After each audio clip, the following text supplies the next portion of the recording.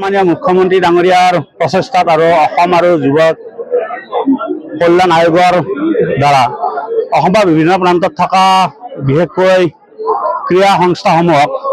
খেলৰ জৰিয়তে যাতে যুৱ শৃংখলতা বন্ধ হয় তাৰ প্ৰতি লক্ষ্য ৰাখি বিভিন্ন ক্লাবক জিমৰ 10 লাখ টকাৰ সামগ্ৰী দিয়াৰ লগতে 5 লাখ টকাকৈ আৰ্থিক অনুদান আগবঢ়াইছে। এই ক্ষেত্ৰতে আমি অসম চৰকাৰৰ ক্ৰীড়া আৰু যুৱ কল্যাণ বিভাগক আমি বিশেষভাৱে ধন্যবাদ জ্ঞাপন কৰিছোঁ আৰু লগতে সন্মানীয় মুখ্যমন্ত্ৰী ডাঙৰীয়াকো এই যি প্ৰচেষ্টা লৈছে ক্লাবসমূহক উন্নতকৰণ কৰাৰ ক্ষেত্ৰত যি ধৰণৰ ব্যৱস্থা লৈছে তাৰ বাবে আমি বালিঘাট অঞ্চল ক্ৰীড়া সঞ্চালকৰ তৰফৰ পৰা অসম চৰকাৰৰ সন্মানীয় মুখ্যমন্ত্ৰীৰ লগতে ক্ৰীড়া আৰু যুৱ কল্যাণ আয়োগক বিশেষভাৱে ধন্যবাদ জ্ঞাপন কৰিছোঁ। গোল্ডেন এথলেটিক ক্লাবে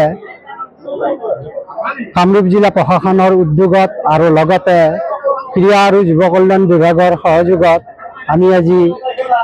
10 লাখ টকাৰ এটি অনুদান পাবলৈ সক্ষম হওঁ আৰু এই